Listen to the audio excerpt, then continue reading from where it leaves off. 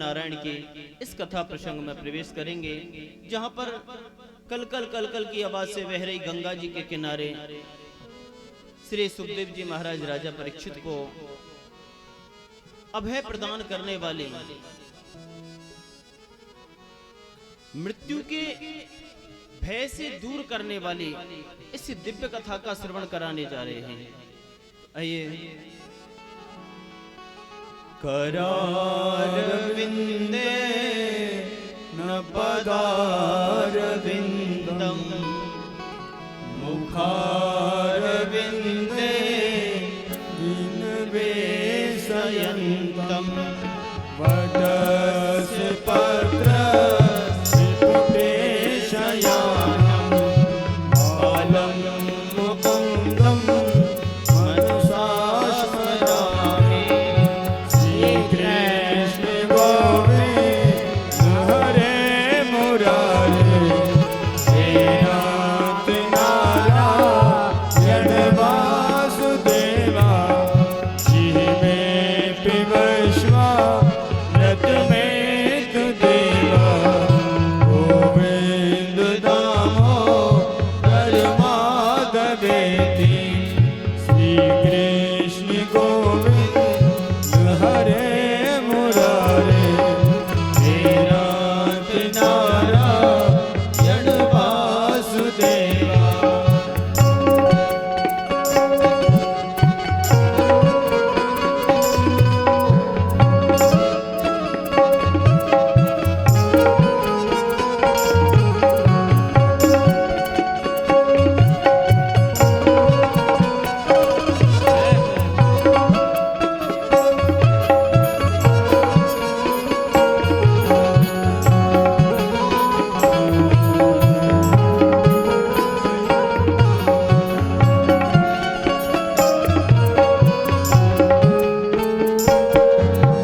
विक्रेतु कामाखिल गोपकन्या मुरारे पादार्पित चेतवृत्ति तद्राधिकं मोह प्रसाद गोचर गोविन्द दामोदर माधवेति। श्रीकृष्ण गोविन्द हरे मुरारे हे नाथ नारायण वासुदेवा।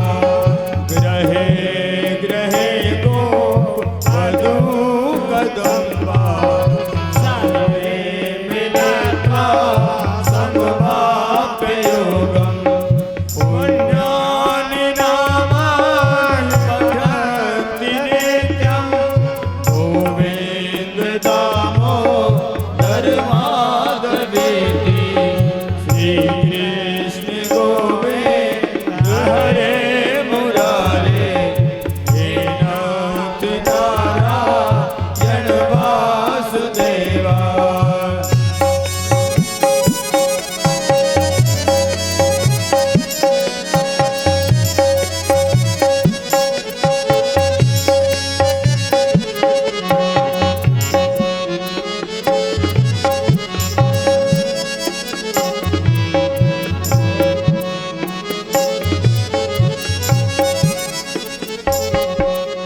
सुखनु शयाना निलये निजेति नामानि विष्णो प्रवदन्ति मर्त्या।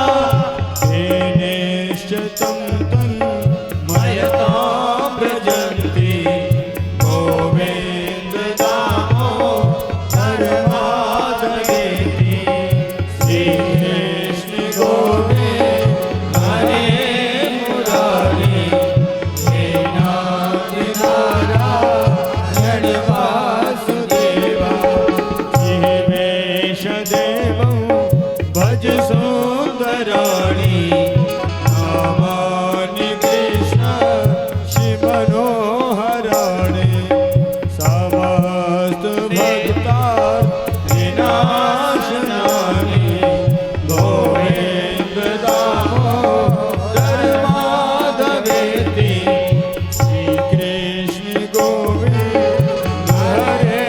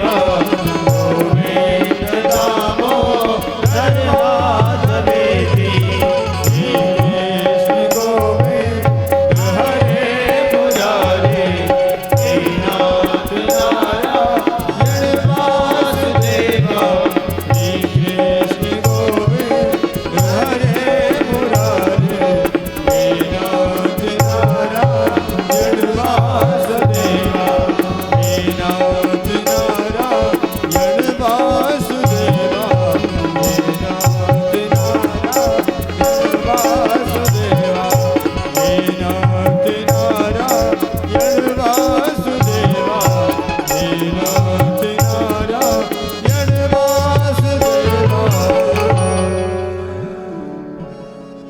आइए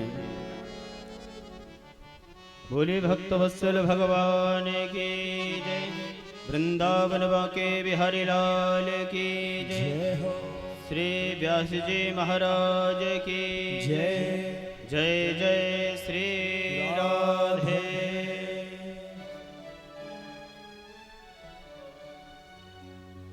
श्रीमद् भागवत कथा, इसका और थोड़ा सा परिचय दें। श्री व्यास जी महाराज के द्वारा बनाई हुई यह संहिता, जिसके अंदर 12 स्कंद हैं, यानी कि 12 स्कंद हैं, 335 अध्याय हैं, 18,000 श्लोक हैं। इस प्रकार से व्यास जी महाराज ने बना करके इसको तैयार किया। अपने पुत्र सुखदेव के द्वारा राजा परीक्षित के माध्यम से हम तुम सभी तक इस दिव्य कथा को पहुंचाया।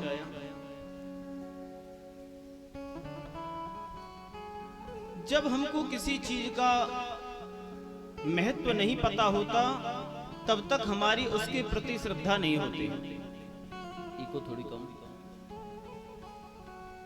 जब हमको किसी चीज का महत्व पता चल जाता है तो उसके प्रति हमारी श्रद्धा बन जाती है। फिर हम उसको अच्छे से सुनते भी हैं, उसको जानते भी हैं और उसकी मानते भी हैं। तो श्रीमद् भागवत का महत्व कैसे पता चले? तो व्यास जी महाराज ने, देखिए, महत्व कहते हैं किसी की महानता के विषय में बताने को, किसी की बड़ाई को। यदि श्रीमद् भागवत का महत्तम भागवत के अंदर ही होता तो ये गलत बात थी, क्योंकि अपना महत्व अपने आप बताना ये गलत बात है, ये कोई महानता नहीं है। हम अपने आप में अपने लिए बोले कि हम बहुत बड़े विद्वान, हमारे जैसा कोई नहीं, हमारे अंदर इतने गुण हैं, हम बहुत अच्छे हैं, ये अच्छी बात नहीं होती। महानता वह है कोई दूसरा आकर के हमारी बड़ाई करे, उसको महान कहते हैं। ऐसे श्रीमद् भागवत के महत्तम को कहां से लिया गया है? पद्म पुराण से। 6 अध्याय के अंदर श्रीमद् भागवत का महत्तम है, जो पद्म पुराण से लिया गया है, जिसका प्रथम श्लोक सच्चिदानंद रूपाय विश्वोत्पत्त्यादिहेतवे तापत्रय विनाशाय श्री कृष्णाय वयं नमः। यं प्रवजन्तमनपेतमपेतकृत्यं द्वैपायनो बृहकातर आजुहाव पुत्रेति तन्मयतया तर्वो विनेदुः तं सर्वभूतहृदयं मुनिमानतोऽस्मि। इस श्लोक के अंदर भगवान के स्वरूप का वर्णन कर रहे हैं। सच्चिदानंद रूपाय विश्वोत्पत्त्यादि हेतवे, भगवान परमात्मा ईश्वर आखिरकार कैसा है और वह करता क्या है, उसका काम क्या है, वो जन्म क्यों लेता है और अंत में फिर वो कहां चला जाता है, इसके विषय में बता रहे हैं। परमात्मा कैसा है? सबसे पहला प्रश्न, परमात्मा कैसा है? तो बताया परमात्मा सच्चिदानंद रूपाय, उसका रूप रंग आकृति कैसी है? बोले वो सच्चिदानंद रूपाय, वह सत्य स्वरूप है, वह चित्त स्वरूप है, वह आनंद स्वरूप है। जय श्री कृष्ण। 3 प्रकार से डिफाइन किया। परमात्मा सत्य स्वरूप है। बोले महाराज सत्य किसे कहा जाए? क्या आज हमें जो संसार में दिख रहा है, हमारी आंखें जो दिख रही है, ये सत्य नहीं है? और यदि यह सत्य है तो यह भी परमात्मा है। या तो हमें जो दिख रहा है ये सत्य नहीं है, और यदि यह सत्य है तो यह भी परमात्मा है। बोले नहीं, सत्य वह है जो आज भी सत्य दिखता है, वो आदि में भी सत्य था और अंत में भी सत्य बचा ही रहेगा, जिसे कोई मिटा नहीं सकता, वह परमात्मा है। बोले महाराज वो कैसे माना जाए? बोले तेजो वारी मृदाम यथा विनिमयो यत्र सर्गो मृषा। तेजो वारी, सूर्य के तेज से, तपन से कभी कभी हमको रास्ते में, मार्ग में, सड़क पर पानी के ना होते हुए भी पानी दिखाई देता है। कभी राजमार्ग पर जाकर के देखना, कभी हाईवे पर जाकर के देखना, गाड़ी में जब चलोगे तेज धूप पड़ रही होगी, करीब 20 मीटर दूर, 30 मीटर दूर ऐसा लगता है पानी पड़ा है, परंतु पानी होता नहीं है। तेजो वारी मृदाम यथा, बालू में भी कभी कभी पानी की, जल की प्रतीति होती है, आभास होता है। सत्य में उस जगह पे जाकर के देखते हैं तो वहां जल नहीं मिलता। तेजो वारी मृदाम यथा विनिमयो यत्र सर्गो मृषा। मृषा माने ये झूठा है, वो मान लेने के लायक नहीं है। जब तक हम उसके पास नहीं पहुंचे तब तक हम उसको सत्य समझ रहे थे, परंतु ऐसा नहीं था। इसका मतलब हमें इन आंखों से जो ये दिखाई दे रहा है, ये समस्त जगत, ये सच्चा नहीं है, और हम इसको सत्य समझ करके इसी के हुए बैठे हैं। इससे परे हो जाए तब हमको कहीं वह परमात्मा नजर आएगा। धामना स्वेन सदा निरस्त कुहकम सत्यम परम धीमहि। बोले महाराज आपने कहा परमात्मा जो है वह सत्य स्वरूप है, चलो मान लिया। दूसरे शब्द में आप कह रहे हो वह चित्त स्वरूप है। बोले महाराज वह चित्त स्वरूप कैसे है? बोले वह परमात्मा जब उसकी इच्छा होती है, कभी कब इच्छा होती है उसकी? यदा यदा यदा ही धर्मस्य ग्लानिर्भवति भारत अभ्युत्थानमधर्मस्य तदात्मानं सृजाम्यहम्। और वो परमात्मा कहता है परित्राणाय हि साधूनां विनाशाय च दुष्कृतां धर्म संस्थाप्य नरथाय संभवामि युगे युगे। परमात्मा कहता है परित्राणाय ही साधूनां विनाशाय च दुष्कृतां। मैं पृथ्वी पर कब आता हूं, उसकी इच्छा कब होती है? यदा यदा ही अधर्मस्य, जब जब अधर्म का बढ़ावा होता है। ग्लानिर्भवति भारत, हे अर्जुन जब धर्म नीचे की ओर जाता है, धर्म पतन की ओर जाता है, धर्म अधोगति की ओर जाता है और अधर्मी लोगों का बढ़ावा होता है। ग्लानिर्भवति भारत अभ्युत्थानम अधर्मस्य तदात्मानं सृजाम्यहम्। मैं धर्म को बढ़ावा देने के लिए और दुष्टों का विनाश करने के लिए इस पृथ्वी पर अवतार ग्रहण करता हूं। बोले महाराज उसका जब मन होता है तब वह आकर के यहां प्रकट हो जाता है। वो कभी दशरथ जी के यहां, मैया कौशल्या के यहां राम बन करके आ जाता है, कभी मैया यशोदा के यहां कृष्ण बन करके आ जाता है। वही परमात्मा जो नित्य स्वरूप है, सच्चिदानंद रूपाय। बोले सत्य स्वरूप है, चित्त स्वरूप है, तीसरे का आनंद स्वरूप है। बोले महाराज आनंद स्वरूप कैसे है? बोले जिसका आनंद कभी कम नहीं होता, जिसके अंदर नित्य प्रति खुशी ही खुशी रहती है, जिसके मुखमंडल पर सदैव मुस्कुराहट ही रहती है, कभी जो निराश नहीं होता। सज्जनों परमात्मा की बात छोड़ो, जो परमात्मा के भरोसे भी रहते हैं ना, उनके भी मुखमंडल से कभी भी मुस्कुराहट नहीं जाती। जय श्री कृष्ण। जय जय। कई लोगों का होता है स्माइल फेस, यानी कि वो जीवन में कितना भी संकट भी आता तभी भी खुश जैसे दिखाई देते हैं,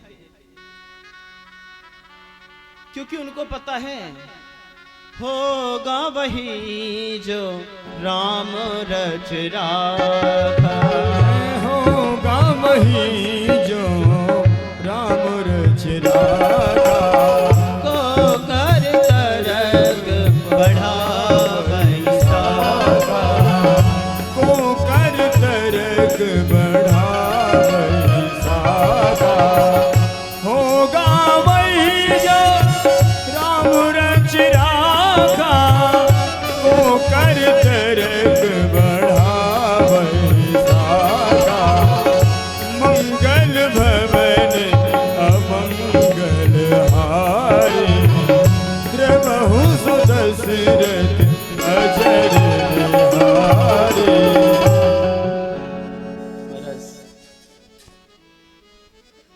राम भरोसे जो रहे पर्वत पे हरे आए।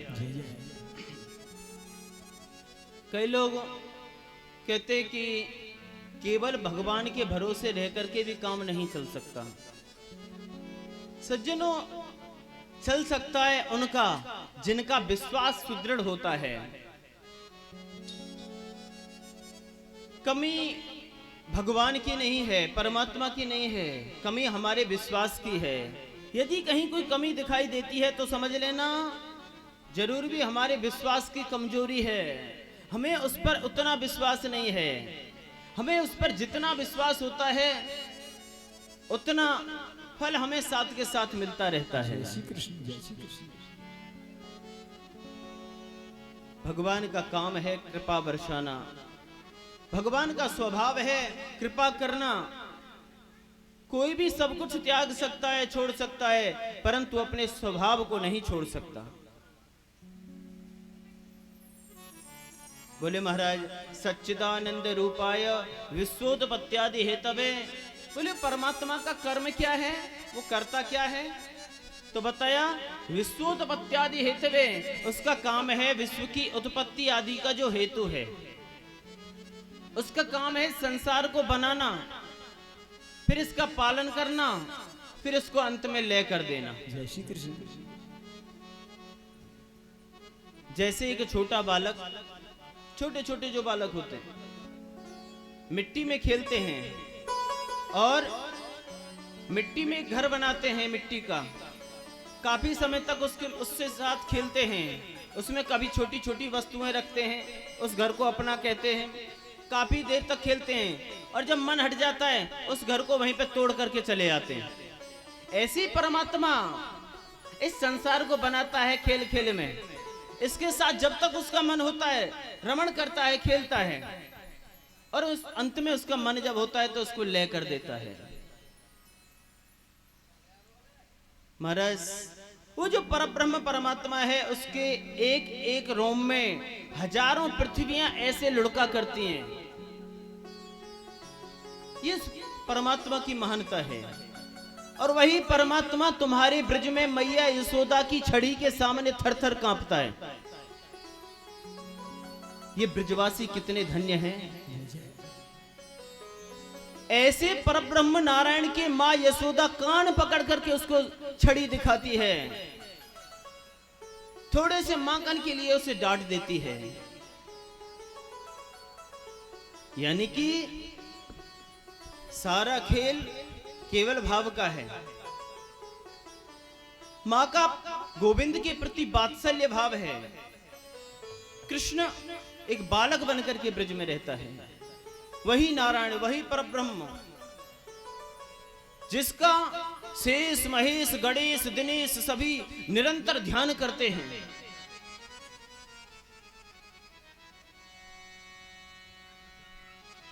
आज और बताया महाराज तापत्रय विनाशाय श्री कृष्णाय वयम नमः। वह परमात्मा तीनों तापों को मिटा देने वाला है। बोले सज्जनों, उसकी विशेष बात यह भी है क्योंकि हमारे जो संसार में जो भी प्राणी हैं सभी किसी ना किसी ताप से संतप्त हैं। कौन से ताप? तुलसीदास जी महाराज कहते हैं, ओ देहिक देविक भौतिक तापा, राम राजे हुए नहीं व्यापा। राम सिया राम जय जय राम। राम सिया राम जय जय राम।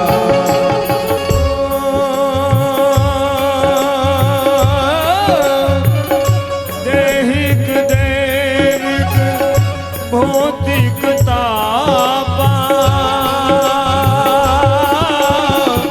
राम रज का हुए नहीं व्यापा। राम सिया राम जय जय राम। राम सिया राम जय जय राम। पूरे संसार में सभी जीव मात्र किसी न किसी ताप से संतप्त हैं। दैहिक दैविक भौतिक तापा, राम राज्य काहू नहीं व्यापा। कोई देह से दुखी है, किसी को देहजन्य ताप है, बाकी सब कुछ ठीक चल रहा है, ठाकुर जी की कृपा है, परंतु शरीर से दुखी है। दैहिक दैविक, किसी किसी को पीछे से कोई परेशानी चली आ रही है, पीढ़ी दर पीढ़ी परेशानी चली आ रही है। दैविक ताप, भौतिक ताप, ये भी कोई भी कैसी भी आपदा आ जाती है। एक किसान पूरी फसल को अच्छे से तैयार कर लेता है, जब उसकी फसल तैयार हो जाती है, पक कर के तैयार हो जाती है, एक साथ अनावृष्टि हो जाए, ओले पड़ जाएं, कुछ भी नहीं बचता, बेचारा बड़ा दुखी होता है। 3 प्रकार के तापों से सभी प्राणी मात्र संतप्त हैं।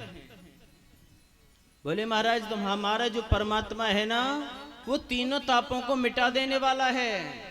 बोले राधे राधे राधे राधे। ऐसा हमारा परमात्मा है जो तीनों तापों को मिटा देने वाला है, दैहिक दैविक भौतिक। बोले महाराज, श्री कृष्णाय वयम नुमः।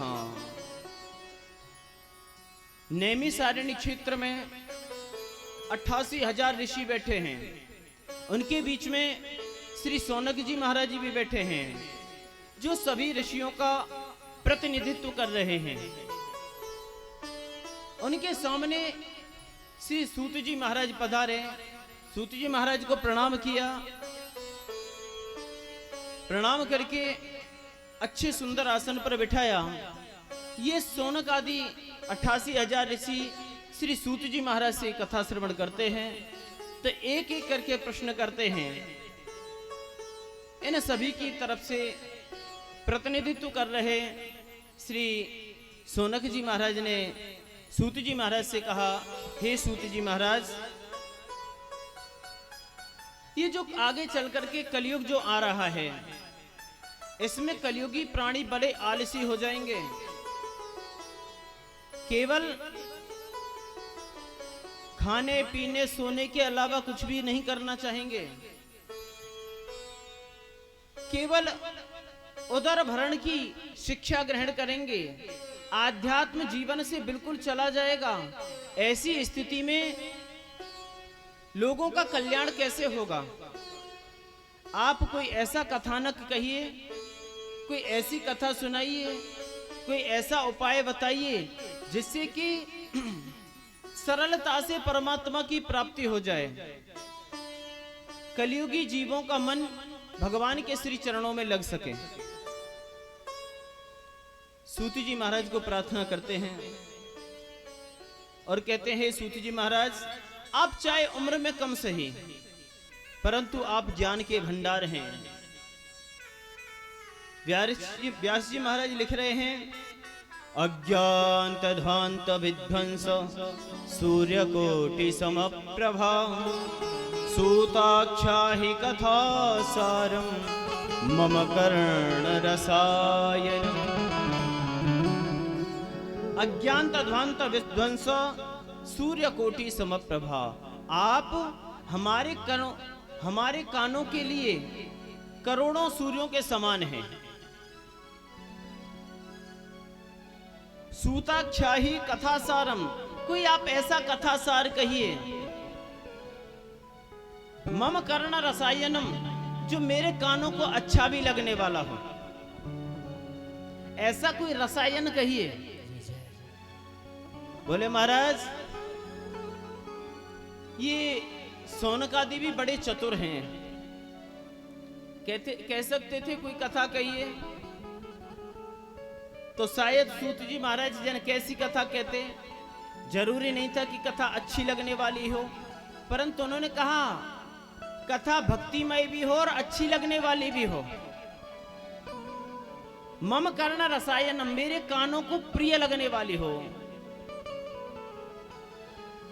सूत जी महाराज ने कहा ठीक है शौनकादियों, आपका जो प्रश्न है बहुत अच्छा है, लोक कल्याण का प्रश्न है।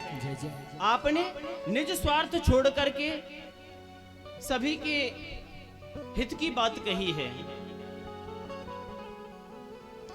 सज्जनों, सूत जी महाराज शौनकादि को यही श्रीमद् भागवत की कथा सुनाने के लिए उद्यत हुए। सुन रहे हैं कि देखो चिंतामणिर्लोक सुखम सुरद्रोहो सुख संपदम प्रियच्छति गुरु प्रीतो वैकुंठम योगी दुर्लभम। सज्जनों, सत्संग का मिलना बड़ा कठिन होता है। चिंतामणिर लोक सुखम, किसी को चिंतामणि मिल जाए तो संसार का सब सुख मिल सकता है। चिंतामणि एक ऐसी मणि होती है, आपके पास यदि चिंतामणि है और आप चाहें कि इस पांडाल में गर्मी लग रही है और चिंतामणि को कहें कि अभी मौसम बिल्कुल वातानुकूलित होना चाहिए, मौसम बिल्कुल वातानुकूलित हो जाएगा। जैसा आपको अच्छा लगेगा वैसा हो जाएगा। मन करे कि भूख लग रही है, तुरंत सुंदर पकवान आ जाएंगे, भोजन आ जाएंगे। आपका मन करे कि यहाँ मन नहीं लग रहा, कहीं घूमने जा रहे हैं, विमान आना चाहिए, सुंदर विमान आ जाएगा। चिंतामणिर लोक सुखम, चिंतामणि पूरे लोक का सुख देख सकती है, समस्त संसार का सुख दे सकती है। सुरद्रुह सुख संपदाम, बोले महाराज सुरद्रुह, सुर माने देवता, द्रुह माने वृक्ष, देवताओं का वृक्ष। कौन सा वृक्ष? कल्प वृक्ष। महाराज कल्प वृक्ष आपको स्वर्ग का सुख दे सकता है। स्वर्ग में जाकर के जो सुख भोगा जाता है, यदि वह कल्प वृक्ष के नीचे बैठकर के कामना की जाए तो वो सभी सुख मिल सकते हैं। सुरद्रुह सुख संपदाम प्रियच्छति गुरु प्रीतो। बोले महाराज ये दोनों आपको सब कुछ दे सकते हैं, परंतु आप इन दोनों से कहें कि आप हमें भगवान के दर्शन करा तो ये संभव नहीं है। ये आपको गोविंद के दर्शन नहीं करा सकते। जय श्री कृष्ण। फिर गोविंद के दर्शन कौन करा सकता है? बोले महाराज गोविंद के दर्शन केवल गुरुजी ही करा सकते हैं। गुरुजी के चरण रज को आप अपने मस्तक से लगा लीजिए, आपको गोविंद के दर्शन हो जाएंगे। जय श्री कृष्ण। जो सामर्थ स्वर्ग में कल्प वृक्ष में नहीं है, जो सामर्थ्य संसार में उस मणि के अंदर नहीं है, चिंतामणि के अंदर नहीं है, वह सामर्थ्य गुरु जी के वाक्यों में है, गुरु जी के द्वारा कहे हुए शब्दों में है। हमें विश्वास भरोसा करना चाहिए। कोई भी गुरु आपको परमात्मा से मिला सकता है, परंतु गुरु के शब्दों में हमारा भरोसा होना चाहिए, उनकी वाक्य वाणी में हमारा भरोसा होना चाहिए। हर गुरु के अंदर इतनी सामर्थ्य है वो कभी भी तुम्हें परमात्मा के दर्शन करा सकते हैं, परंतु हमें गुरु जी की शरण लेनी चाहिए। बोले महाराज, गुरु जी के पास जाया जाए तो संसार की भावनाओं को छोड़ करके जाया जाए। कई लोग संतों के बहुत ज्यादा टच में रहते हैं, विद्वानों के टच में रहते हैं, महात्माओं के पास जाते हैं, आश्रमों में जाते हैं, वहां जाकर भी क्या कहते हैं, महाराज जी हमारी फैक्ट्री ठीक से नहीं चल रही। संतों के पास जाकर के यदि संसार की बातें की, बच्चे ठीक से नहीं रहते, बहू अच्छे से नहीं रहती, सही व्यवहार नहीं करती, ऐसी बातें जाकर के यदि संतों से कहते हो ना, तो समझ लो अपना भी समय व्यर्थ में गंवा रहे हो और उनका भी समय व्यर्थ में गंवा रहे हो। जय श्री कृष्ण। संत से जाकर के भगवंत से मिलने की बात करनी चाहिए। केवल इतना पूछना चाहिए कि भगवान कैसे जल्दी मिल सकते हैं। मैं एक दिन एक वीडियो देख रहा था पूज्य श्री प्रेमानंद जी महाराज की। आप लोग जो भी एंड्रॉयड फोन में यूट्यूब यूज करते हैं शायद देखते होंगे प्रेमानंद जी महाराज को। वृंदावन रहते हैं, रमण रेती पर पीले वस्त्र धारण करते हैं, जिनके प्रवचन आपको यूट्यूब पर मिल जाते हैं। यजमान परिवार के प्रयास से, सहयोग से, ठाकुर जी की कृपा से इस कथा का भी प्रसारण YouTube के माध्यम से पूरे देश में हो रहा है। आपके इस ब्रिज के गांव धमसिंगा की कथा को कोई भी पूरे देश में कहीं भी अपने फोन पर देख सकता, अपने टीवी पर देख सकता है, YouTube पर। ऐसे में एक दिन देख रहा था एक संत, नवयुवा संत, जिसकी उम्र ज्यादा से ज्यादा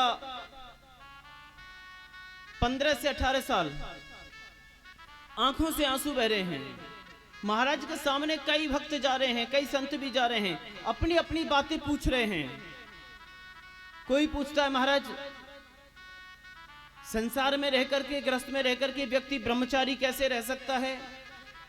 कोई अपनी घर की बातें पूछ रहा है, महाराज भजन में मन नहीं लगता, भजन कैसे किया जाए। कोई पूछ रहा है हमारी फैक्ट्री ठीक से नहीं चल रही, पहले तो अच्छी आमदनी होती थी, अब सब कुछ गड़बड़ हो गया है। मैंने उस महात्मा को देखा जिसकी आंखों से आंसू बह रहे थे। महाराज जी के सामने जाकर के पहुंचा और पैरों में लेट करके बोला, आंखों से आंसू बह रहे हैं, महाराज जी मुझे केवल इतना बता दीजिए, मुझे राधा रानी कब दर्शन देंगे, मुझे किशोरी जी के कब दर्शन हो जाएंगे। केवल आप मुझे इतना बता दो और मुझे विश्वास है आप मुझे जिस दिन के लिए बता देंगे मुझे उसी दिन किशोरी जी के दर्शन हो जाएंगे। हे गोविंद, हे गुरुदेव, आप मेरे ऊपर इतनी कृपा कर दो, मुझे बता दो मुझे श्री राधा रानी के दर्शन कब हो जाएंगे। जय जय जय। ऐसे किसी एक शिष्य ने और पूछा अपने गुरुजी से, गुरुदेव परमात्मा को प्रसन्न करने के लिए कितना समय चाहिए, भगवान कितनी देर में मिल जाते हैं। गुरुजी ने कहा बेटा माला जाप किया करो, थोड़ा भजन किया करो, भजन करने से भगवान मिलते हैं। उसने कहा ठीक है भजन कर लूंगा। उसने उसी दिन बड़े शौक में दौड़ करके बाजार गया, एक अच्छी सी तुलसी जी की माला लेकर के आया, माला झोली लेकर के आया, नई नई माला झोली, नई नई माला, और अब तो लेकर के बैठ गया भजन करने के लिए। एक दिन में कम से कम 5-7 घंटे तक भजन किया, परंतु शाम हो गई, भगवान नहीं मिले। दूसरा दिन आया, दूसरे दिन भी 5-7 घंटे भजन किया, परंतु भगवान नहीं मिले। कई दिन हो गए, 10-20 दिन हो गए, भगवान नहीं मिले। अब तो धीरे धीरे करके उसने भजन भी कम कर दिया, 1-2 घंटे करता और कम हो गया। बोले महाराज फिर भी भगवान नहीं मिले। 10-20 मिनट करने लगा, फिर भी भगवान नहीं मिले। अब उसने आकर के गुरुजी से कहा, गुरुदेव मैंने खूब भजन करके देख लिया, परंतु परमात्मा मिलता नहीं, भगवान मिलता नहीं। ऐसा भजन करने से क्या लाभ, क्या फायदा?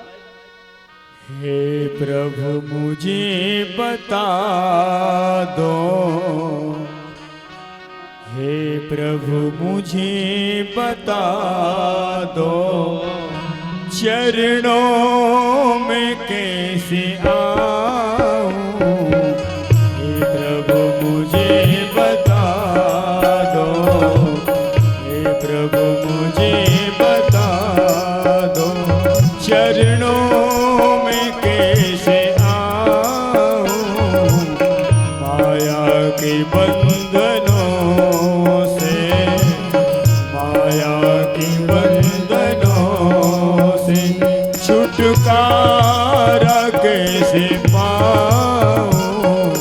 हे प्रभु मुझे बता दो, हे प्रभु मुझे बता दो।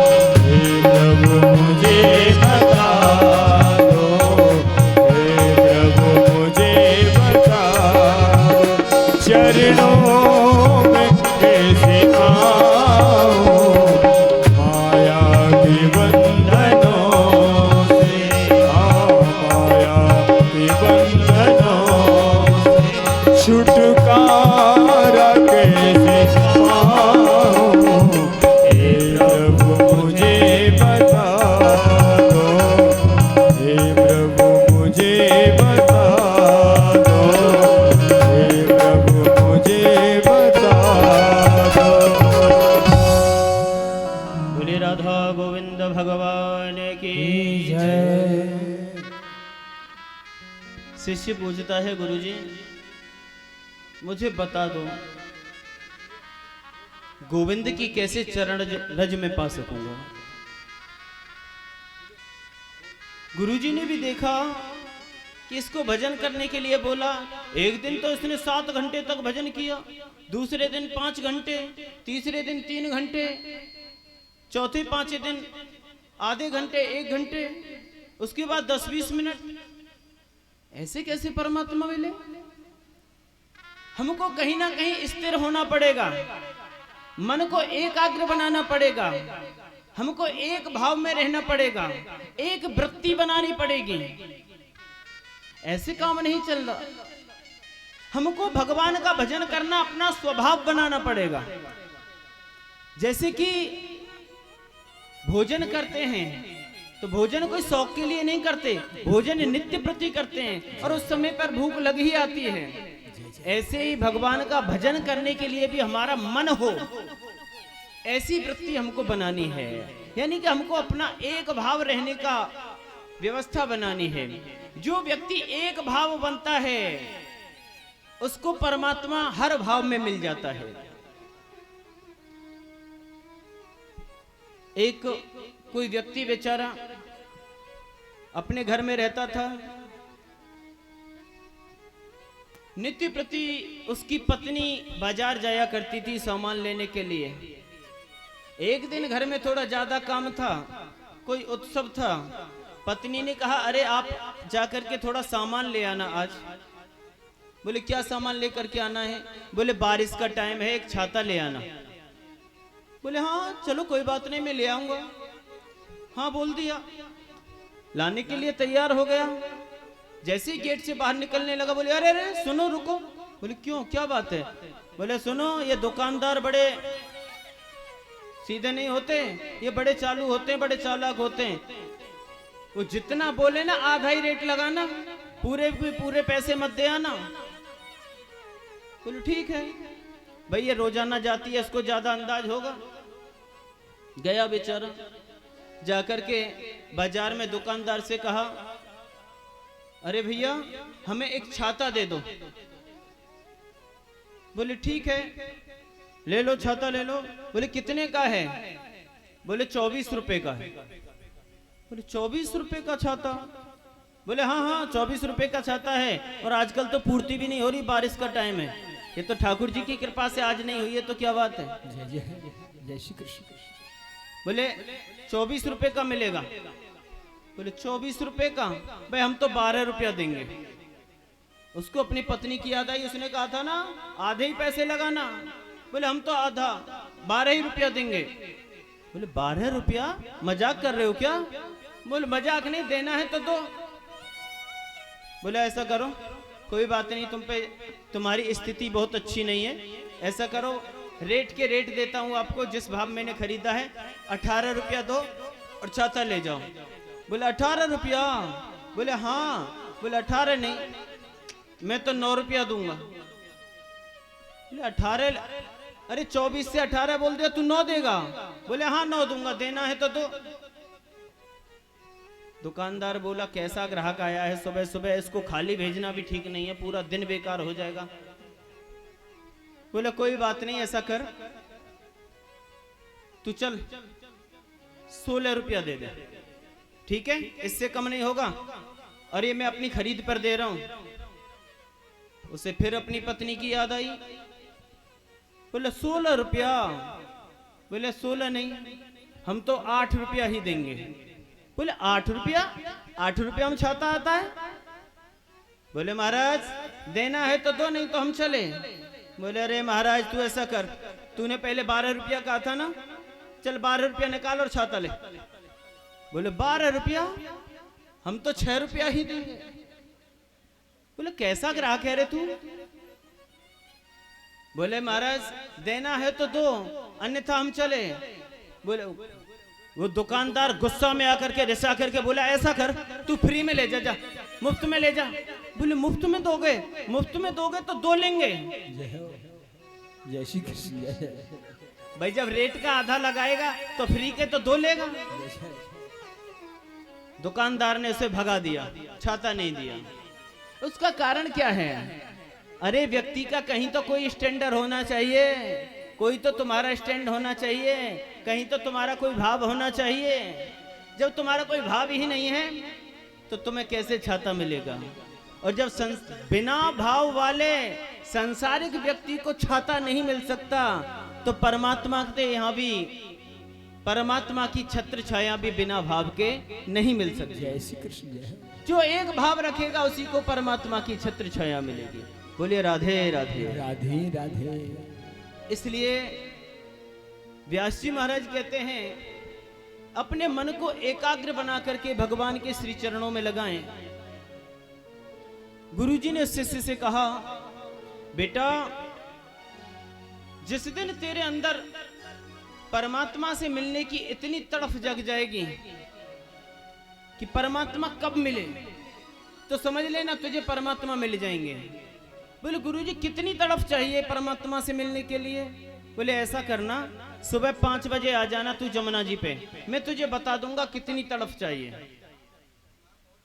बोले भैया ठीक है गुरुजी मैं आ जाऊंगा। दूसरा दिन हुआ, प्रातः काल का समय, वह शिष्य दौड़ करके गया और जाकर के पहुंचा जमुना जी के किनारे, जहां पर गुरुजी जमुना जी के अंदर स्नान कर रहे थे। दूर से अंदाज लगा करके गुरुजी को आवाज लगाई और कहा, गुरुदेव मैं आ गया, मुझे बताइए परमात्मा कैसे मिलेगा, जल्दी कितनी तड़फ चाहिए परमात्मा से मिलने के लिए? गुरुजी ने कहा, अरे चेला तू आ गया, आजा आजा जमुना जी में अंदर ही आजा, आजा मेरे पास आजा, तुझे बता दूंगा। चेला दौड़ करके जमुना जल के अंदर प्रवेश करके चला गया। गुरुजी ने अपने पास में बुला करके, अच्छे मोटे ताजी गुरुजी ने चेला की नार को पकड़ लिया और पकड़ करके नीचे जमुना जी में डुबो दिया। अब तो तड़फने लगा, जैसे तैसे करके अपने प्राण बचाए बाहर निकला। बाहर निकलते गुरुजी के एक चांटा मारा। बोले मुझे मार देना चाहते हो? बोले बेटा बता, जब मैंने तुझे जल के अंदर डुबो रखा था तेरी निकलने की कितनी इच्छा थी? बोले गुरुजी बस ऐसे लग रहा था कैसे भी एक बार निकल जाऊं। बोले बेटा जिसने इतनी इच्छा तेरे अंदर जग जाएगी ना परमात्मा से मिलने की, उस दिन तुझे गोविंद जरूर मिल जाएंगे। जय हो जय हो। भगवान से मिलने की तड़फ होनी चाहिए, तब कहीं गोविंद मिलते हैं। और व्यास जी महाराज कहते हैं जो ये श्रीमद् भागवत की कथा है ये आपको स्वर्ग में भी सुनने के लिए नहीं मिल सकती। कोई व्यक्ति चाहे कि देखो ये जो मनुष्य का शरीर मिला है ना, आराम से मजे की जिंदगी जियो, कथा वथा तो वहां भगवान के यहां जाएंगे वहां भी सुन लेंगे, सारी फैसिलिटियां मिल जाएंगी स्वर्ग में जाकर के, सब कुछ मिल जाएगा।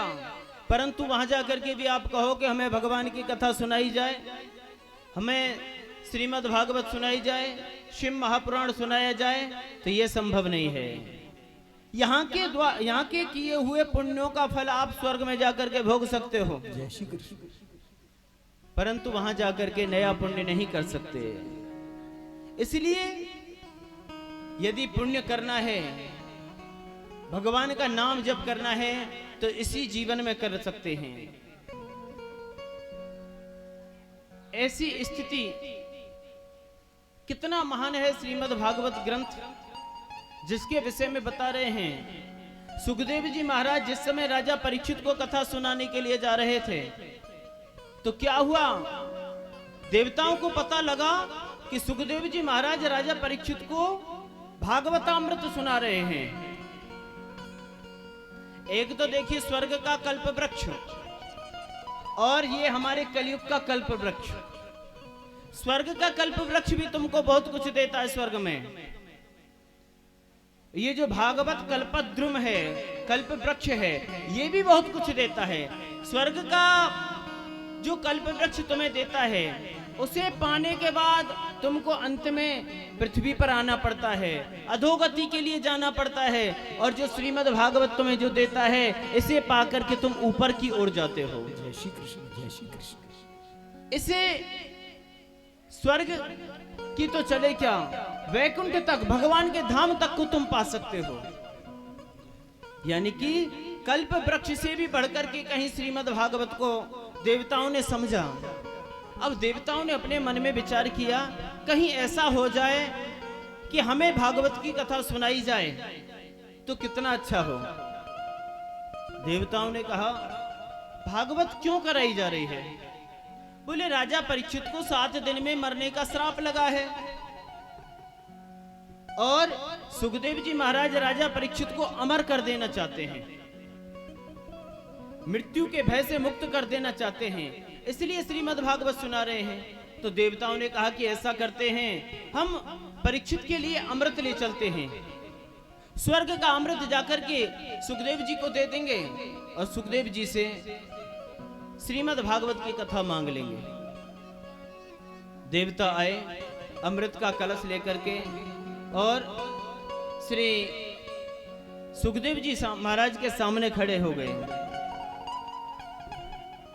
और कहने लगे, हे सुखदेव जी महाराज, आप हमसे ये स्वर्ग का अमृत ले लीजिए और आप हमें कथा रूपी अमृत पान करा दीजिए। बोले, महाराज ये जो कथा रूपी अमृत है ये क्या करने वाला है? तो बताते हैं, काल व्याल मुख ग्रास त्रास निर्णास हेतवे श्रीमद् भागवतम शास्त्रम कलौकीरेण भाषितम। काल व्याल मुख ग्रास। बोले, महाराज काल रूपी अजगर के मुंह में फंसे हुए प्राणियों को हम सभी काल रूपी अजगर के मुंह में बैठे हुए हैं, काल रूपी अजगर का ग्रास बने हुए हैं, भोजन बने हुए हैं। काल व्याल मुखग्रास त्रास निर्णास हेतवे, और पता नहीं वे अपने मुंह को कब बंद कर ले, कब हमारी मृत्यु हो जाए। ये उसकी दया है जब तक उसने मुंह को खोल रखा है। श्रीमद् भागवतम शास्त्रम कलौकीरेण भाषितम। इसलिए श्री सुखदेव जी महाराज ऐसे व्यक्तियों को जो काल के गाल में बैठे हैं, ऐसे व्यक्तियों को श्रीमद् भागवत की कथा सुनाने जा रहे हैं। देवताओं ने कहा, महाराज आप हमसे स्वर्ग का अमृत ले लो और हमसे कथा रूपी अमृत हमें दे दीजिए। सुखदेव जी महाराज ने कहा, अरे देवताओं, तुम कैसी बात करते हो? सुखदेव जी ने कहा, क्व स्वधा क्व कथा लोके क्व काच क्व मणिर्महान् क्व स्वधा क्व कथा लोके। कहां तो कथा और कहां ये सुधा? बोले, महाराज देखो देवताओं, मैं तुम्हें कथा रूपी अमृत नहीं दे सकता। बोले, महाराज क्यों, ऐसी क्या बात है? बोले, कथा किसको सुनाई जाती है? जो श्रद्धालु होता है, जो भक्त होता है, जो मुमुक्षु होता है, जो कथा सुनने का पात्र होता है, जो सदपात्र होता है, कथा उसे सुनाई जाती है। बोले, अपात्र को कथा नहीं सुनानी चाहिए। यदि अपात्र को कथा सुनाई तो वह कथा रिएक्शन करेगी, उससे कोई लाभ होने वाला नहीं। कथा के लिए भाव चाहिए। बोले, महाराज आप जो हैं कथा सुनने के पात्र नहीं हैं। तुम तो एक सौदागर बन करके आए हो, बदले की भावना लेकर के आए हो। इस हाथ स्वर्ग का अमृत देंगे, दूसरे हाथ से कथा रूपी अमृत ले लेंगे। ऐसे हम तुम्हें कथा नहीं सुना सकते। तुम्हारा जो स्वर्ग का अमृत है वो एक कांच के टुकड़े के समान है, मेरा जो कथा अमृत है वह सुधा अमृत के समान है, एक मणि के, बहुमूल्य मणि के समान है। बताओ ऐसा कौन अभागा होगा जो एक कांच के टुकड़े के बदले में अपनी बहुमूल्य मणि को दे दे? ऐसा सौदा मैं नहीं कर सकता। जय श्री कृष्ण। देवताओं को मना कर दिया। सज्जनों, आप विश्वास करें, यही श्रीमद् भागवत कथा सुनने के लिए देवलोक से देवता आए, उनको मना कर दिया गया, लौटा दिया गया। जाओ, तुम्हें कथा अमृत नहीं मिलेगा। किसे मिलेगा? कथा अमृत उसे मिलेगा जो बिल्कुल दीनहीन गरीब होगा। किससे गरीब होगा? गरीबी भी कई प्रकार की होती है, केवल पैसे की गरीबी नहीं होती। जिसके मन में बिल्कुल भी छल नहीं होगा, जिसके मन में बिल्कुल भी छिद्र नहीं होगा, जिसके मन में बिल्कुल भी ईर्ष्या नहीं होगी, जिसके मन में बिल्कुल भी दुराव नहीं होगा, उसको कथा रूपी अमृत मिलेगा। जिसको परमात्मा को पाने की बहुत बड़ी लालसा होगी, उसे कथा अमृत मिलेगा। देवताओं को लौटा दिया। सुखदेव जी महाराज राजा परीक्षित को कथा श्रवण कराते हैं। अमर कहानी है ये भागवत, ऋषियों की वाणी है ये भागवत। अमर कहानी है ये भागवत, ऋषियों की वाणी है ये भागवत। आने से इसमें बदले विचार, सुनने से इसके होए उद्धार। अमर कहानी है ये भागवत, ऋषियों की वाणी है ये भागवत।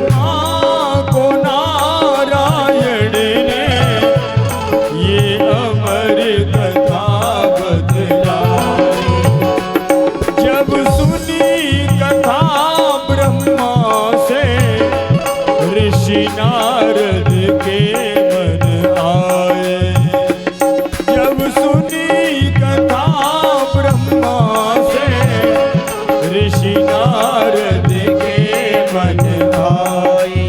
पूछो तो क्या है ये अमर कहानी है ये भागवत, ऋषियों की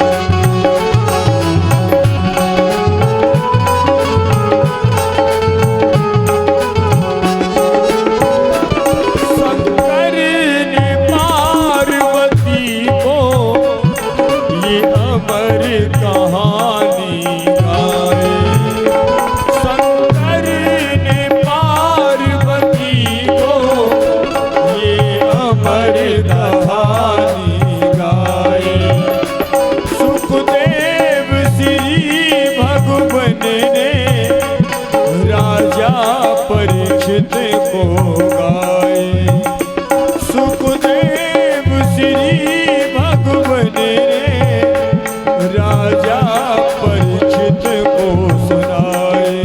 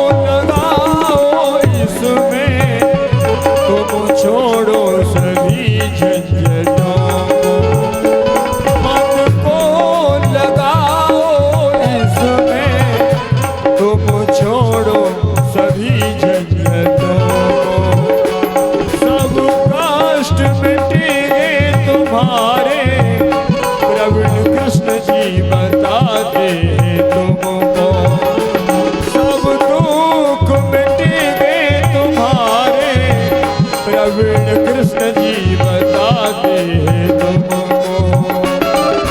पूछो तो क्या है ये अमर कहानी है, ये भागवत ऋषियों की वाणी है, ये भागवत आने से इसमें बदले विचार, सुनने से इसके होए उद्धार, अमर कहानी है ये भागवत ऋषियों की वाणी है, ये भागवत की अमर कहानी है, ये भागवत।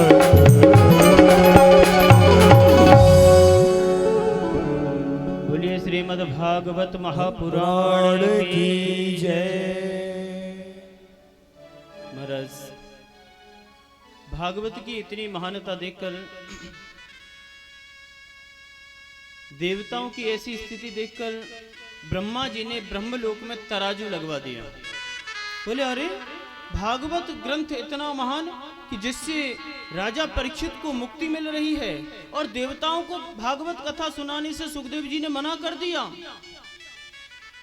इसकी महानता पर मुझे संदेह है, इसलिए ब्रह्मा जी ने ब्रह्मलोक में तराजू लगा दिया और सभी शास्त्रों को, 4 वेदों को, 6 शास्त्रों को, 17 पुराणों को एक पलड़े में रख दिया, और एक पलड़े में श्रीमद् भागवत जी को रखा, और अंत में जब तोला तो भागवत जी का पलड़ा ही भारी रहा। बोलिए जय श्री कृष्ण। जय श्री कृष्ण। जय हो।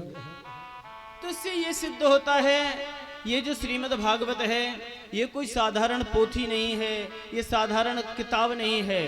प्रत्यक्षः कृष्ण एव ही, ये साक्षात भगवान श्री कृष्ण का वांग्मय प्रतिस्वरूप है। और राजो मोक्षम तथा वीक्ष धातापि विस्मृतः, राजा का मोक्ष देख करके धाता विस्मृत हो गया, और सत्य लोक में तराजू लगाने से उसको भी पता चल गया कि श्रीमद् भागवत की कितनी महानता है। अब तो महाराज लघुन्नन्यानि जातानि गौरवेण इदं महत्, तदा ऋषिगणा सर्वे विस्मयं परमं ययो। सभी धर्मशास्त्र भागवत जी के सामने बौने रह गए। भागवत जी का कद इतना बढ़ गया,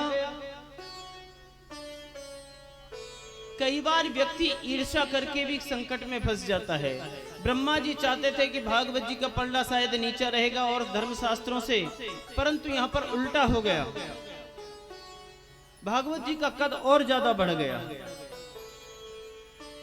अब व्यास जी महाराज कहते हैं, एकदा हि विशालायां चत्वार ऋषयो शतशृंगार्थं समायाता ददृशोस्तत्र नारदं, तत्र नारदं ददृशो। एकदा विशालायां, एक समय विशालापुरी बद्रिका आश्रम में चारों भाई सनक, सनंदन, सनातन, सनत कुमार भ्रमण कर रहे थे। किमर्थम? सत्संगार्थम, सत्संग करने की इच्छा से, सत्संग करने के मूड में। और उन्होंने क्या देखा कि उनके सामने से नारद जी महाराज निकल करके जा रहे हैं। तो ये और भी ज्यादा प्रसन्न हो गए कि अरे देखो देखो, जब किसी व्यक्ति को अपने जैसा व्यक्ति मिल जाए तो प्रसन्नता होती है। कहीं तीन व्यक्ति बैठे हों जिन पर ताश खेलना आता है, ताश की गड्डी भी उनके पास में है, और यदि कहीं चौथा व्यक्ति और ऐसा ही मिल जाए तो समझ लो उनको बहुत बड़ा आनंद आ गया। जय श्री कृष्ण, जय श्री कृष्ण। ये स्थिति। ऐसे ही यहां चारों भाई सनकादिक, सनक सनंदन सनत कुमार, अब तो इन्होंने देखा कि कोई और भी भक्त मिले तो थोड़ा सत्संग करने में आनंद आए। इनको नारद जी दिखे, जैसे नारद जी का दर्शन हुआ बड़ी प्रसन्नता हुई। प्रसन्न होकर के कहने लगे, अरे महाराज, नारद जी कहाँ जा रहे हो? अब जैसे ही नारद जी महाराज इनके पास आए, इनके समीप आए, तो नारद जी को देखा, देख करके कहने लगे, अरे महाराज, नारद जी आपके दर्शन मात्र से लोगों का कल्याण हो जाता है, परंतु आज क्या देखने को मिल रहा है? नारद जी का मन बड़ा खिन्न है, मोहड़ा मुखमंडल बड़ा लटका हुआ है, बड़े दीन मुख से दौड़े जा रहे हैं। सनकादिकों ने पूछ लिया, कथम ब्रह्मन दीन मुखा कुतश्चिंता तुरो भवान। हे नारद जी महाराज, त्वरितम गम्यति कुत्र? आप कहां जा रहे हैं? कथम दीन मुखा। हे नारद जी महाराज, ऐसे लटके हुए मुंह से कहां जा रहे हो? तुम्हारी चिंता का कारण क्या है और कहां से तुम आ रहे हो? कुतश्चा आगमनम तव, तुम्हारे आने का स्थान भी क्या है? आप कहां से आए हो? नारद जी महाराज ने कोई जवाब नहीं दिया।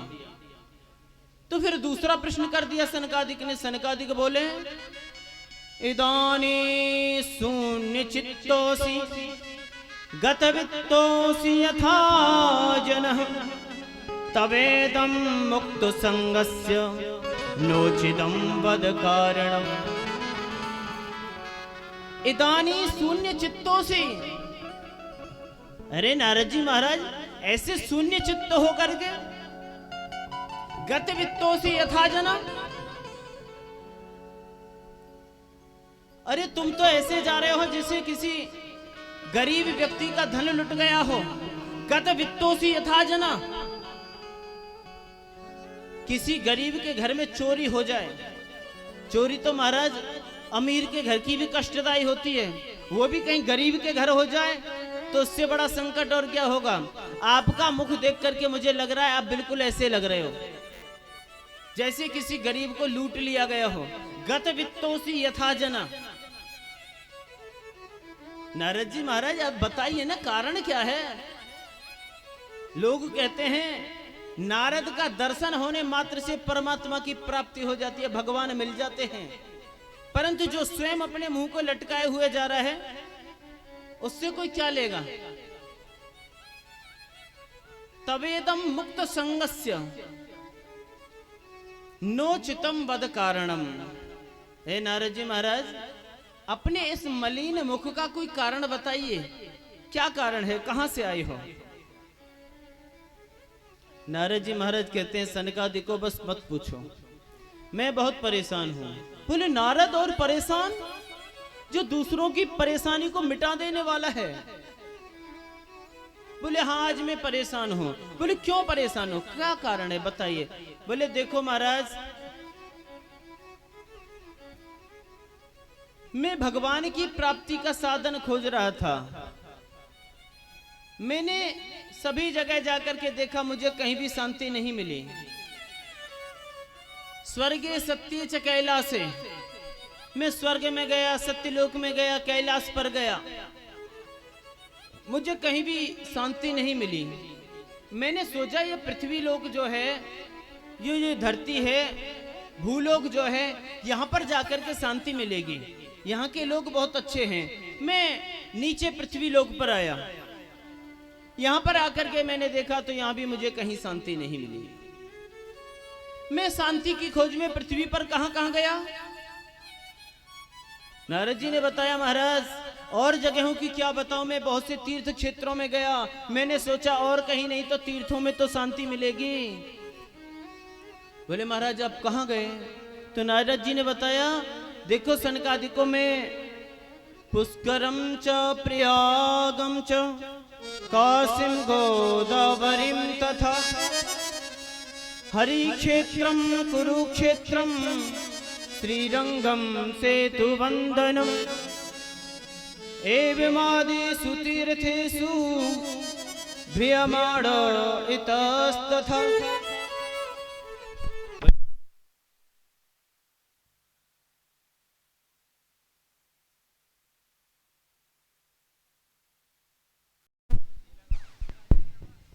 सभी जगह जाकर के देखा। मैं पुष्कर में गया, प्रयाग में गया, काशी जी गया, गोदावरी गया, हरि क्षेत्र गया, कुरुक्षेत्र गया, श्रीरंग गया, रामेश्वरम गया और एवमादिषु तीर्थेषु भ्रियमाण इतस्तथा। मैं सभी जगह जाकर के मैंने देख लिया, मुझे कहीं भी शांति नहीं मिली।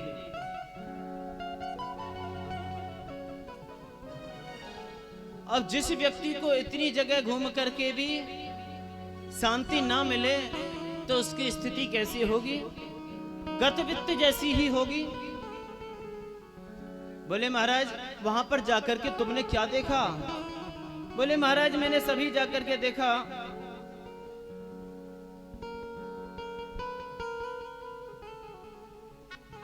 मैंने पृथ्वी पर गृहस्थियों के घर में जाकर के देखा।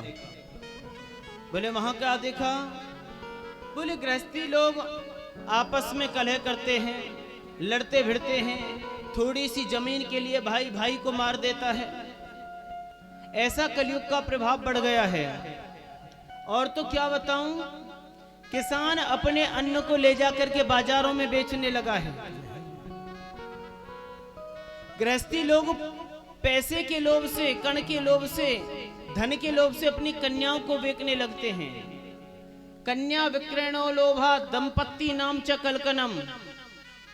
और तो क्या बताऊं, पंडित ब्राह्मण कण के लोभ से, धन के लोभ से, पैसे के लोभ में आकर के शास्त्रों को बेचने लगे हैं, कथाओं को बेचने लगे हैं।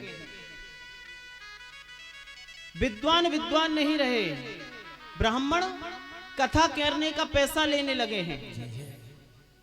इसका मतलब कथा करने का पैसा लिया जाए ये भी एक पाप है। पहले युग में ऐसा नहीं होता था सज्जनों। यदि कहीं कथा करने के बदले में पैसा लिया जाए ये पाप है ना, तो किसान का मंडी में जाकर के अन्न बेचना भी पाप था। किसान अपने घर का अन्न, अपने घर का दूध बाजार में नहीं बेचा करते थे। ये उस समय की बात है। और जब किसान जाकर के मंडी में अन्न बेच सकता है, दूध बेच सकता है, तो ब्राह्मण भी जय श्री कृष्ण कथाओं को, शास्त्रों को, ये एक बाजार ही है, बाजार में बेचने लग गया है। ये कलयुग का प्रभाव है। हर प्रकार से कलयुग अपनी छाप छोड़े जा रहा है। सभी के चित्त के ऊपर अपना चित्र छपाए जा रहा है। अरे इतनी बात तो छोड़ो महाराज, कलयुग के प्राणी अपनी पुत्रियों को थोड़े से धन के लोभ में आकर के बेच देते हैं। जो कन्या का दान करना चाहिए उस कन्या को थोड़े से लोभ में आकर के बेचने लगे हैं।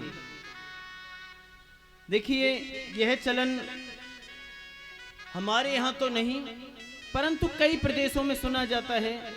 बिहार में, मध्य प्रदेश में लोग वहां से पैसा देकर के उनकी कन्याओं को ले आते हैं, फिर यहाँ आकर के उनके साथ में विवाह रचाते हैं, अपना गृहस्थ भोगते हैं। इससे बढ़कर के और कलयुग क्या होगा? सज्जनों, आपने भी अपने जीवन में देखा होगा, आपने अपने जीवन में जब से जन्म लिया दूध बिकता हुआ तो देखा है, परंतु आपने छाछ बिकती हुई नहीं देखी थी। परंतु आज मठा, छाछ भी बिकने लगी है। अच्छा चलो, छाछ भी एक द्रव्य है, कोई बात नहीं। पानी नहीं बिकता था, परंतु आज पानी भी बिकता है। हाँ? 1 लीटर पानी 20 रुपए का, कितना मूल्य हो गया जिसका। बड़े शहरों में जाकर के देखोगे कहीं भी नल नहीं मिलेगा, कहीं भी प्याऊ नहीं मिलेगा। यदि आपको 2 घूंट पानी भी पीना है तो पैसा देकर के पियोगे। ये स्थिति हो गई हमारे इस कलयुग की। बोले महाराज घरों की स्थिति ऐसी हो गई। नारद जी ने कहा महाराज अहम तो पृथ्वीम या तो ज्ञात्वा सर्वोत्तमामिति पुष्करम च प्रियागम च काशीम गोदावरीम तथा। बोले मैंने गृहस्थियों के घरों को देख लिया, तत्पश्चात मैंने सोचा कि गृहस्थियों के यहाँ शांति नहीं है, साधु महात्माओं के यहाँ चलते हैं, वहां कहीं जाकर के शांति मिलेगी। मैं गया, वहां जाकर के भी मैंने देखा तो वहां भी मुझे शांति नहीं मिली। वहां तुमने क्या देखा?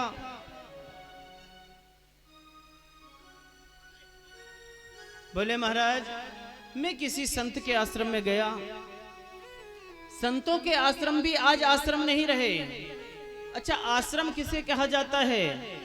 जहां पर कोई श्रमित व्यक्ति, हारा थका व्यक्ति जाकर के ठहर जाए, जिसको आश्रय मिल जाए। कोई भी जिसका कोई परिचय नहीं है महात्मा से, बिल्कुल भी नहीं जानता, और वह जाए, उसको जाकर के वहां पर आश्रय मिल जाए, बैठने के लिए स्थान मिल जाए, छाया मिल जाए, पीने के लिए जल मिल जाए, खाने के लिए प्रसाद मिल जाए, उसको आश्रम कहते हैं। जय श्री कृष्ण। परंतु आज आश्रमों की भी परिभाषा बदल गई। आश्रम आश्रम नहीं रहे, सभी आश्रम गेस्ट हाउस बन गए। महाराज कोई हरा थका गरीब आदमी जाता है आश्रम में तो उसको अलग दृष्टि से देखा जाता है, और कोई अच्छा सेठ जी जाता है तो उसके अच्छा स्वागत होता है, उसके लिए वीआईपी रूम खोला जाता है, वातानुकूलित एसी वाला, कई प्रकार की उससे बातें पूछी जाती हैं, बड़ी सेवा शुश्रूषा की जाती है, क्योंकि पता है महाराज जी को इससे कुछ मिलना है। गरीब से क्या मिलेगा? सुनने के लिए उसके दुख। इसका मतलब आश्रम भी आज आश्रम नहीं रहे, आश्रम गेस्ट हाउस बन गए। हमारे वृंदावन में जाकर के देखो, कोई ही आश्रम मिलेगा, सब जगह केवल धन का, पैसे का बोलबाला रह गया है। कोई भी एक दूसरे से प्रेम नहीं करता। तुलसीदास जी महाराज कहते हैं केवल एकमात्र जागृत रह गया है तो स्वार्थ, जिसके चक्कर में हमें प्रेम दिखाई देता है, वहां भी प्रेम नहीं होता, स्वार्थ होता है। मुझे तुमसे काम है तो आज मेरा तुमसे प्रेम है, मेरा काम निकल गया, तुम कहीं मैं कहीं। तुलसीदास जी महाराज कहते हैं सुर नर मुनि सबकी यह रीति, सुर नर मुनि सबकी यह रीति, स्वार्थ लाग करहि सब प्रीति, स्वार्थ लाग करहि सब प्रीति, सुर नर मुनि सबकी यह रीति, सुर नर मुनि सबकी यह रीति, स्वार्थ लाग करहि सब प्रीति, स्वार्थ लाग करहि सब प्रीति। बोले महाराज मैंने सभी जगह जाकर के देख लिया, केवल स्वार्थ बचा हुआ है। और भी मैंने आश्रमों में देखा, महात्मा भी पहले जैसे नहीं रहे। पहले बड़ा संत किसे कहा जाता था? पहले बड़ा महात्मा किसे कहा जाता था? जो महाराज बहुत लंबी समाधि लगाया करते थे, जो बहुत ज्यादा तप किया करते थे, जिन्होंने तप करते करते अपने शरीर को सुखा दिया, केवल हड्डियां नजर आती हैं, उस महात्मा को बड़ा कहा जाता था। जो अपने शरीर के ऊपर भस्म रमाया करते थे, उस महात्मा को बड़ा कहा जाता था। जिनके पास भजन से हटकर के अपने बालों को कटवाने का भी समय नहीं है, जिनकी जटाएं ऐसी पड़ जाया करती थी, उसको महान महात्मा समझाता था, उसको बड़े महात्मा कहा जाता था। आज ठीक विपरीत हो गया। आज बड़ा संत किसे कहा जाता है? जिस महाराज जी के पास मंडलेश्वर महामंडलेश्वर की उपाधि मिली हुई हो, आश्रम बड़ा दैदीप्यमान आश्रम हो, जिसका ऐसा आश्रम हो तुम्हारे गांव में एक भी मकान नहीं, ऐसे ऐसे आश्रम महाराज के, उस महात्मा को बड़ा माना जाता है। जिस महात्मा के पास बड़ी बड़ी कई लग्जरी कारें हों, उस महात्मा को आज बड़ा माना जाता है। महाराज जी के पास पहले स्कॉर्पियो थी, आज फॉर्च्यूनर है, आगे चल करके और भी बड़ी होने वाली है। महात्मा को उतना ही बड़ा माना जाता है। यदि कोई गांव के छोटे से मंदिर में रह करके भजन करता है या जंगल में जाकर के भजन करता है, तो संसार के लोग उसे इग्नोर करते हैं। आज जो महात्मा ज्यादा छपा करता है, पोस्टरों में दिखा करता है, होल्डिंग्स में दिखा करता है, उसको महान समझते हैं। एक महात्मा थे, बोले महाराज महात्मा किसे कहते हैं? पहले महात्मा ज्यादा छिपा करते थे, यानी कि कंदिराओं में रहा करते थे, गुफाओं में रहा करते थे, वो पहले महात्मा होते थे। आज के महात्मा ज्यादा छपा करते हैं, पोस्टरों में दीवालों पर चिपके हुए दिखाई देते हैं। जिसका ज्यादा ऐड है, जिसका ज्यादा प्रचार है, वही महात्मा बड़ा है। पहले जिस महात्मा के दर्शन ना हो, केवल नाम मात्र याद है, उसको लोग अपने हृदय में बैठा करके रखते थे। मरीचि, अत्रि, अंगिरा, पुलस्त, पुलह, कृतु, भृगु, वशिष्ठ, दक्ष, ये सभी बड़े तपस्वी रहे। महाराज बताया, और क्या बताएं, महात्मा पहले बड़े त्यागी हुआ करते थे, जो संग्रह नहीं करते थे। अपने राम को जो आज भोजन मिल गया बस वही काफी है, कल की भी कोई इच्छा नहीं, उसको महात्मा कहते थे। परंतु महाराज आज तो आश्रम में जाकर के मैंने किसी से पूछा, भैया यहाँ पर जो आश्रम के अंदर ये जो गाड़ियां खड़ी हैं किसकी हैं? ये जो इतने सुंदर सुंदर कमरे बने हुए हैं, लाइन लगा करके जो एसी लगे हुए हैं, ये किसका है? बोले त्यागी जी महाराज का है। बताओ, नाम त्यागी जी महाराज, एक लाइन में 18 एसी लगे हुए हैं। ये कैसा त्याग है?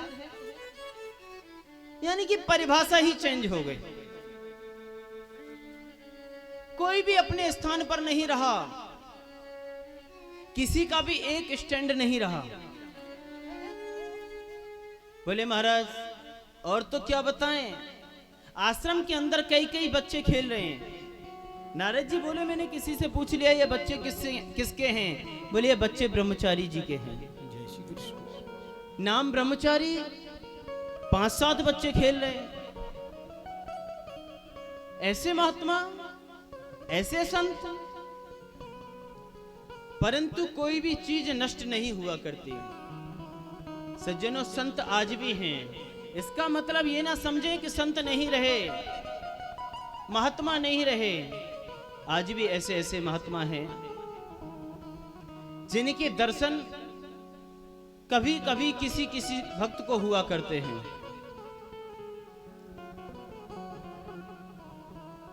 और बताया, गृहस्थियों के विषय में भी बताया। बोले महाराज गृहस्थियों की भी स्थिति ऐसी हो गई है। कैसी? तरुणे प्रभुतागे है स्याल को बुद्धिदायक, कन्या विक्रीणो लोभात् दंपतीनां च कल्कनम्।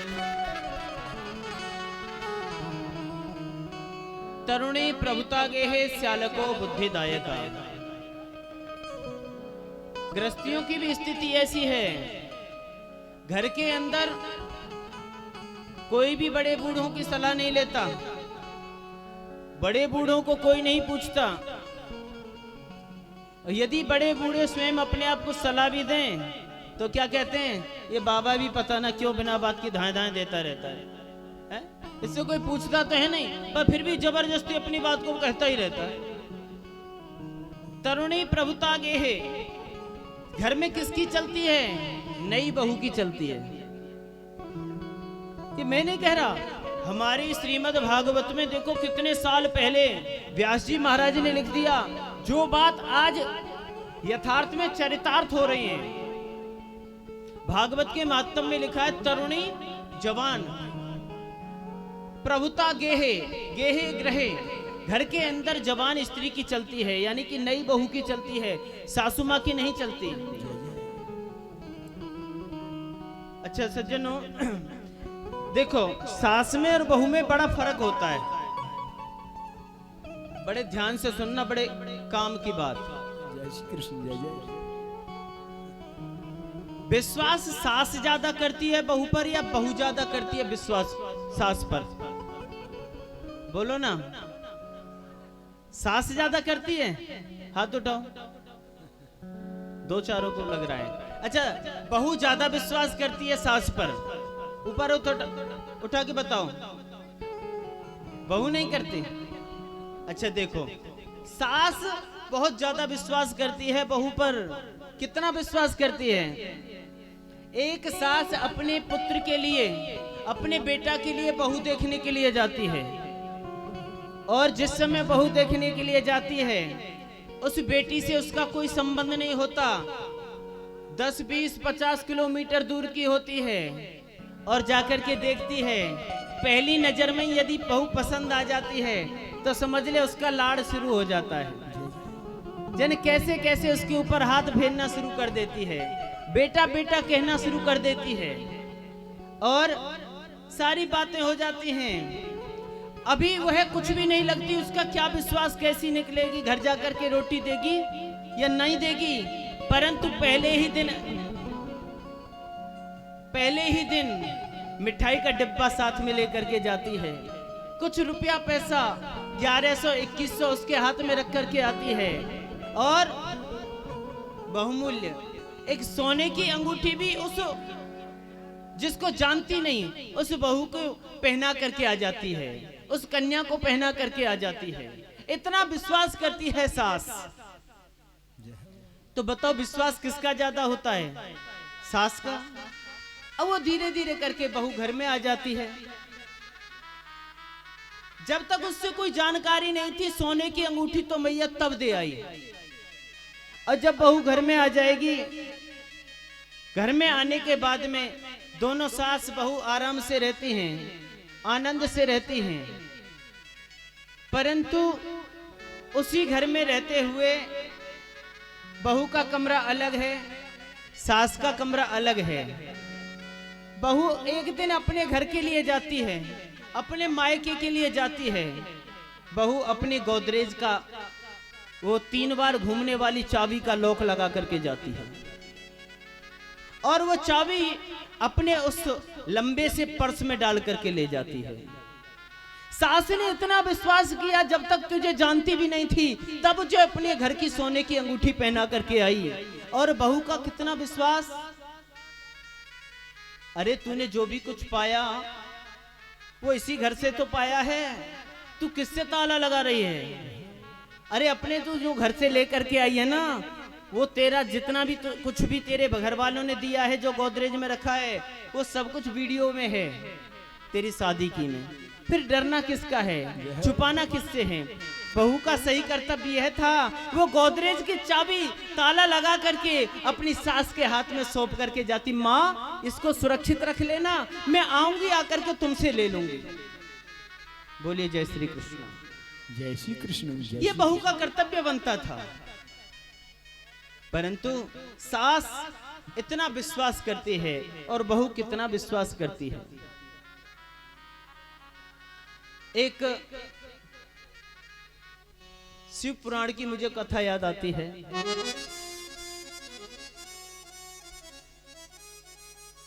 एक समय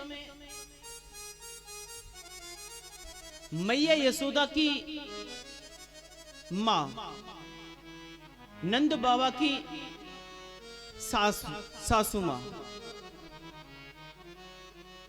ये इन्होंने भी अपने मन में विचार किया कि मेरी बेटी यशोदा के यहाँ कोई बालक नहीं है, और भगवान से प्रार्थना की। यशोदा अपने घर पे गई हुई थी, भगवान से प्रार्थना की, हे भगवान, हे गोविंद, मेरी बेटी के यहाँ भी कोई बालक होना चाहिए, बहुत दिन से कोई बालक नहीं हुआ है, ऐसी कोई कृपा करो। यानी कि भगवान कृष्ण की नानी जी प्रार्थना कर रही है, अपने घर पे ब्राह्मणों को बुलायो और बुलाए के कही कि हे ब्राह्मण देवताओं, मेरी बेटी वयोवृद्ध होने के लिए जा रही है, उसके यहाँ कोई बालक नहीं हुआ, बेटा होना चाहिए। ब्राह्मणों ने कहा मैया ऐसो कर, अपने घर पे तू भंडारो कर, तेरी बेटी के हाथ से ब्राह्मणन को जिम्बा, और देख जरूर भी तेरे यहाँ बालक है जाएगो। मैया यशोदा के कहने से, मैया यशोदा की माँ के कहने से ब्राह्मणों को जिमाया और ब्राह्मणों से आशीर्वाद ले रही है मैया यशोदा। बाबा नंद भी साथ में हैं, पैर छू रहे हैं ब्राह्मणों के।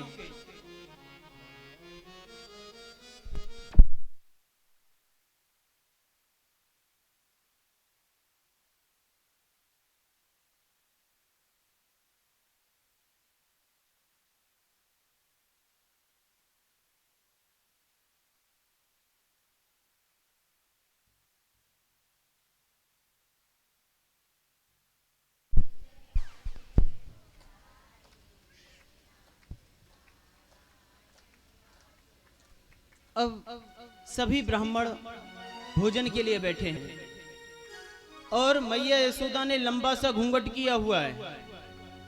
मैया यशोदा भी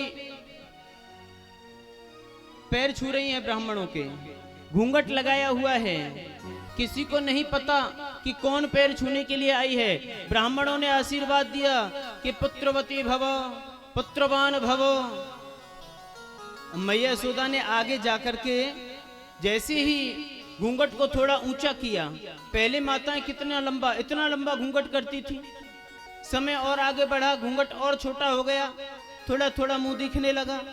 अब मैया यशोदा ने थोड़ा और घूंघट को ऊपर किया तो ब्राह्मणों को दिखाई दिया, अरे हम तो समझ रहे इनके घर की कोई बहू होगी जिसको पुत्रवती होने का आशीर्वाद दिया। बोले ये तो कोई बूढ़ी माँ है, बोले इसके तो सफेद बाल हैं। ब्राह्मण बोले महाराज अब तो आशीर्वाद दे दिया। बोले महाराज इसको बालक कैसे होगा? बोले कहीं से भी आए बालक आएगा, जरूर इसको बालक होगा। धीरे धीरे करके समय आया, मैया यशोदा के यहाँ बालक हो गया। कुछ समय के उपरांत मैया यशोदा अपनी मायके में गई और जाकर के मैया यशोदा जैसी अपने मायके में गई तो उनकी माँ ने अपनी बेटी की आरती की, जल उतारा। माँ के यहाँ जाते हैं ना पहली बार तो ऐसे करके जल उतारते हैं लोटा से, ये सब किया। अंदर बालक को लिया, यशोदा को लिया। मैया ने कहा कि बेटी बहुत दिन में आई है, देखियो तेरे यहाँ पुत्र हो गया, बड़ी खुशी की बात है। मैंने बड़े ब्राह्मणों को जिमाया था। कुछ समय तक मैया यशोदा अपनी मायके में रही।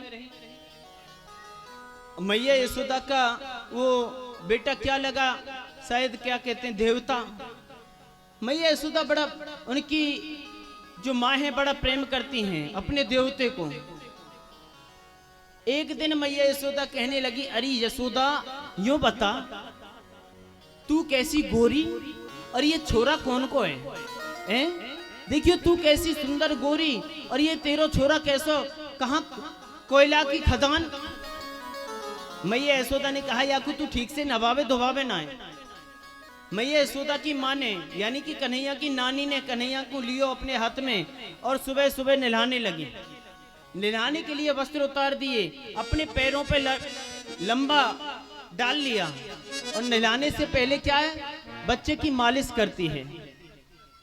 तो यशोदा मैया की जो माँ है, कन्हैया की नानी मालिश कर रही है। कन्हैया के दोनों पैरों को अपनी छाती से लगा लिया, लंबा लिटा लिया और मालिश कर रही है। कन्हैया कहने लगी मैया तू कितनी भी मालिश कर ले ये काले को कालो ही रहेगा। अब तो देखो जिस समय मैया यशोदा मालिश कर रही है, उनकी माँ मालिश कर रही है, लाला को दे दियो मैया के हाथ में। और दूर चले गई काम करने के लिए यशोदा। और आज वहीं कोई सास अपने नाती की मालिश करे, उसको नहलाए, तो बहू वहीं पर खड़े होकर के देखती रहती है कि मेरे बेटा के लग ना जाए, कि अरे मैया ज्यादा तेज हाथ मत लगाओ, बालक के लग जाएगी। वो सासू माँ भी उठा करके बालक को दे देती है, ले अपना। ऐसी बात कर रही है जैसे हमने बालक ही ना जने है, हमारे बालक ही ना है भाई। यानी कि बहू को विश्वास नहीं होता उतना जितना बेटी को विश्वास होता है। बेटी अपनी माँ के हाथ में दे देती है कि अरे जिस माँ ने हमें इतना बड़ा कर दिया पाल पोस करके, क्या इसको नहीं नहला पाएगी? जरूर अच्छे से नहला देगी। यानी कि विश्वास, ये जो घर की जो गाड़ी है, ये विश्वास नाम के पहिए से ही चलती है। सास को बहू पर इतना ही विश्वास होना चाहिए और बहू को भी सास के ऊपर इतना ही विश्वास होना चाहिए। सास को भी चाहिए कि बहू के रहते हुए घर के अंदर ताले ना लगा करके रखे, उसको अपनी बेटी मान करके रखे। और बहू को भी सास के होते हुए सास को अपनी मां मान करके रखे। जिस दिन सास को मां मानेगी, घर में कष्ट महसूस नहीं होगा, घर में दुख होते हुए भी दुख महसूस नहीं होगा। आज नारद जी महाराज ने बताया, महाराज मैंने देखा सास बहू आपस में लड़ते रहते हैं, भाई भाई आपस में लड़ते रहते हैं। कलयुग का इतना ज्यादा प्रभाव बढ़ गया है, और क्या बताऊं,